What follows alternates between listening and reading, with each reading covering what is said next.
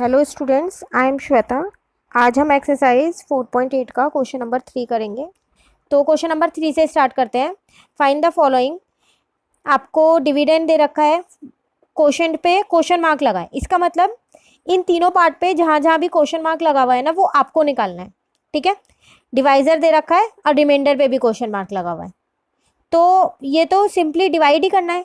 अगर मैं इस डिविडेंड को इस डिवाइजर से डिवाइड कर दूंगी तो मेरा क्वोशंट और रिमाइंडर निकल जाएगा।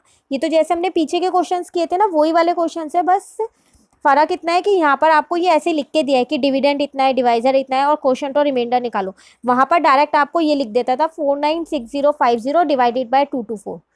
ठीक है, तो ये तो पीछे वाला ही है। देखो, सिंपली डिवाइड करना है।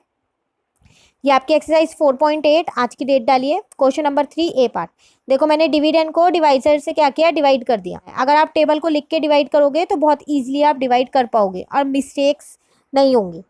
ठीक है, तो मैंने इसको इससे डिवाइड किया तो मेरा क्वोशंट आया 2214 और मेरा रिमाइंडर आया 114। तो मेरा क्वोशंट और रिमाइंडर आ गया।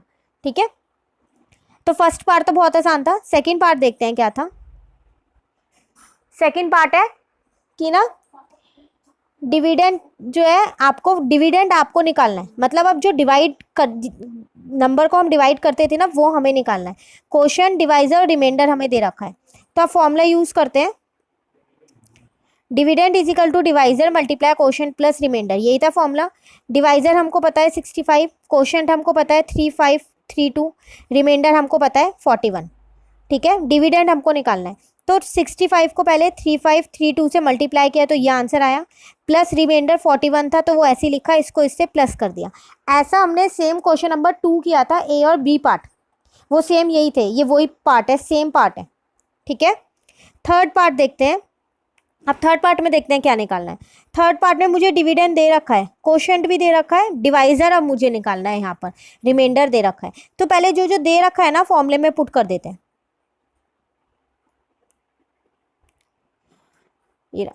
Dividend is equal to divisor multiply quotient plus reminder.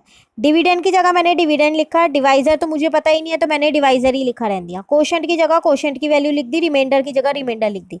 देखो अब ये कैसे निकलेगा, कुछ नहीं है, जिसको निकालना है ना, बाकी की सारी चीज उससे हटा दो। मतलब इस जगह से दूसरी जगह ले जाओ। तो देखो, सबसे पहले इसको लेके जाएंगे, ये प्लस का है। हमेशा याद रखना, लेफ्ट हैंड साइड मतलब इस वाली जगह ये होती है left hand side, is equal to के इधर वाली, और इधर वाली होती है राइट हैंड साइड। तो जब भी लेफ्ट हैंड साइड से कोई चीज राइट हैंड साइड पे जाती है तो वो साइन चेंज हो जाती है। जैसे ये प्लस का 39 है, अब ये इधर आ गया तो ये माइनस का 39 बन जाएगा। उल्टे साइन हो जाते हैं, प्लस का माइनस, माइनस का प्लस, मल्टीप्लाई का डिवाइड, डिवाइड का मल्टीप्लाई। ठीक है, तो अब यहाँ क्या बचा, डिवाइजर बचा, मल्टीप्लाई ये बचा। इसको इससे माइनस किया, ये आ गया। अब देखो, ये डिवाइजर के साथ मल्टीप्लाई का है ना, तो जब ये इधर आएगा इज इक्वल टू के इधर, तो क्या हो जाएगा, डिवाइड का। तो ये रहा डिवाइड का, इसको भी डिवाइड बोलते हैं, ये अपॉन होता है, तो मैंने ये लिख दिया डिवाइड का। फिर रिपीट करूँ, जब भी लेफ्ट हैंड साइड से राइट हैंड साइड पर कोई भी चीज़ जाती है तो वो अपना साइन चेंज कर लेती है। तो ये मल्टीप्लाई का था तो ये इधर आके क्या हो गया, डिवाइड का। अब मैंने इसको इससे डिवाइड किया तो मेरा डिवाइजर आ गया। ठीक है, तो इस क्वेश्चन में आपको डिवाइजर निकालना था। तो जब कुछ निकालना हो तो उसके आसपास जो डिजिट्स होती हैं वो सारी दूसरी साइड ले जाते हैं, और जब भी हम डिजिट्स को दूसरी साइड लेके जाते हैं तो साइन इंटरचेंज हो जाते हैं। ठीक है, तो पहले प्लस वाला 39 मैं इधर लेके गई, माइनस का 39 हो गया। फिर ये मल्टीप्लाई वाला इधर लेके गई तो ये डिवाइड का हो गया। फिर मैंने इसको इससे डिवाइड किया तो मेरा आंसर आ गया। ठीक है, नेक्स्ट एक्सरसाइज शुरू करते हैं 4.9 वर्ड प्रॉब्लम। बहुत आसान है वर्ड प्रॉब्लम। सबसे पहली बात, मैं एक चीज़ आपको पीछे वाली रिकैप करवाऊंगी। जब मैंने आपको मल्टीप्लिकेशन की वर्ड प्रॉब्लम करवाई थी तब मैंने आपको कहा था, अगर हमारे को एक चीज़ का डाटा दे रखा हो और बहुत सारी चीज़ों का डाटा निकालना हो तो हम क्या करते हैं, मल्टीप्लाई करते हैं, है ना। अब यहाँ उल्टा है, अगर हमारे को बहुत सारी चीज़ों का डाटा दे रखा हो और एक चीज़ का डाटा निकालना हो तो हम क्या करते हैं, डिवाइड करते हैं। ठीक है, या फिर ये निकालना हो कि मतलब कितने नंबर ऑफ पैकेट्स हैं, number of bottles, number of rooms, कितने हमें चाहिएंगे, कुछ भी चीज़ निकालनी हो तो हमेशा डिवाइड करते हैं। ठीक है, देखो अब क्वेश्चन नंबर 1 है, a packet can hold 322 pencil. एक पैकेट है जिसके अंदर 322 पेंसिल्स है।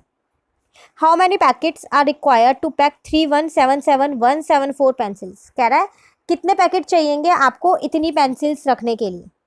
तो एक पैकेट में इतनी पेंसिल है ना, तो स्टेटमेंट क्या बनेगी, कितनी पेंसिल्स है मेरे पास, टोटल नंबर ऑफ पेंसिल्स लिख दी। Number of pencil in one packet, एक पैकेट में इतनी पेंसिल है। अब मुझे ये बताना है कितने पैकेट चाहिए इतनी पेंसिल को रखने के लिए।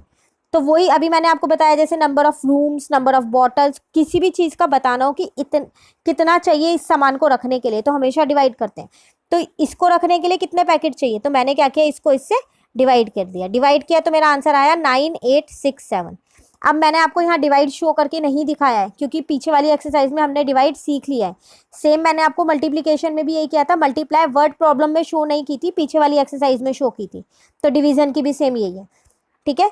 तो कितने पैकेट्स चाहिए मुझे इतनी पेंसिल्स को रखने के लिए, 9867, ठीक है। क्वेश्चन नंबर 2 है आपके पास, the cost of 267 washing machines is ₹2108232। मतलब अगर आप 267 वॉशिंग मशीन्स लेते हो तो आपको इतने पैसे देने हैं, उनकी इतनी कॉस्ट है। What is the cost of one washing machine, तो बताओ फिर एक वॉशिंग मशीन की कितनी कॉस्ट होगी। फिर वही ज़्यादा का डाटा दे रखा है, आपको एक का निकालना है, तो क्या करेंगे, डिवाइड। तो इसको इससे डिवाइड करेंगे ना, तो पहले स्टेटमेंट बनाएंगे, cost of 267 washing machine this cost of one washing machine is equal to, हमने डिवाइड किया, मेरी एक वॉशिंग मशीन की कॉस्ट आ गई, ठीक है। हमेशा याद रखना जब ज़्यादा से एक पे जाना होता है तो डिवाइड होता है और एक से ज़्यादा पे जाना होता है तो मल्टीप्लाई होता है, ठीक है। नेक्स्ट है 209113 persons visited science museum in 348 days. कह रहा है इतने लोग साइंस म्यूजियम गए थे इतने दिनों में, 348 डेज में। On an average how many person visited science museum in one day, तो बताओ फिर एक दिन में कितने लोग गए होंगे। जब 348 डेज में इतने लोग गए हैं तो बताओ एक दिन में कितने गए होंगे। फिर आपको एक दिन का डाटा निकालना है, तो क्या करोगे, इसको इससे डिवाइड। स्टेटमेंट कैसे बनाएंगे, इन 348 डेज पीपल विजिटेड इतने, in one day people visited, इसको इससे डिवाइड किया, मेरा आंसर आ गया 6009। इसका मतलब एक दिन में कितने लोग साइंस म्यूजियम में गए थे, 6009, ठीक है। नेक्स्ट है आपके पास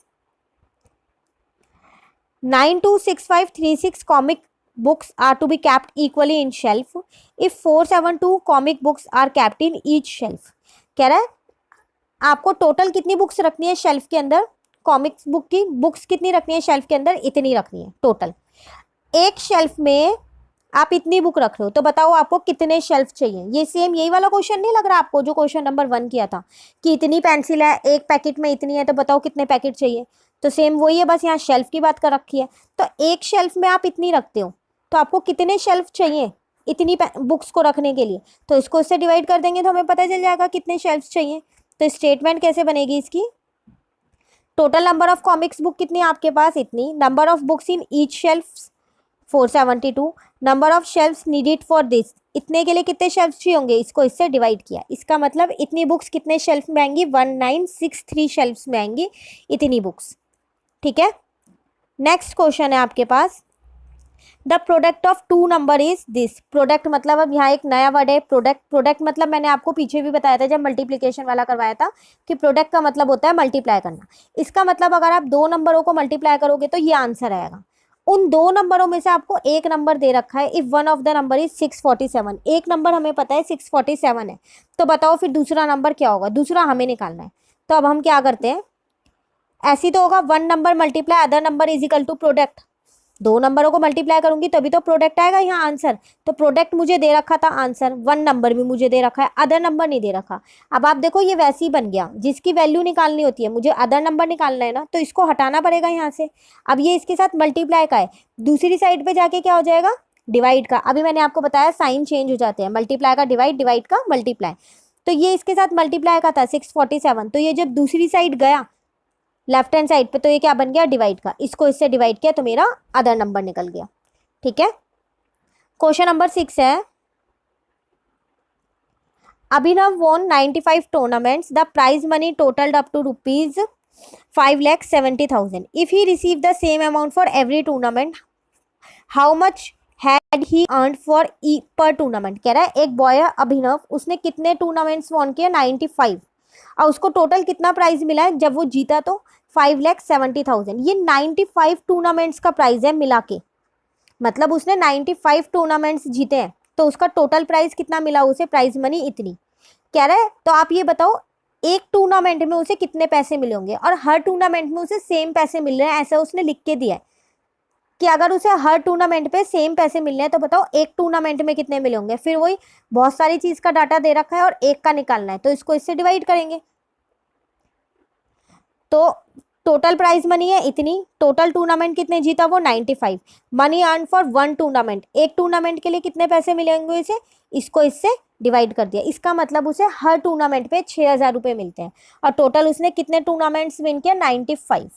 ठीक है, अब मैंने आपको क्वेश्चन नंबर 6 तक ही करवाया है, क्वेश्चन नंबर 7 आपको होमवर्क में करना है, क्वेश्चन नंबर 8 नहीं करना, ना मैं कराऊंगी ना आपको करना। तो ये वाला क्वेश्चन आप बुक में पेंसिल से कट कर देना। ठीक है, 7 तक ही करेंगे हम, ये 8 नहीं करेंगे। जो आपकी नेक्स्ट क्लास में अब हम नेक्स्ट चैप्टर स्टार्ट करेंगे। आज तक का काम आप कंप्लीट कर लेना। Thank you, have a nice day.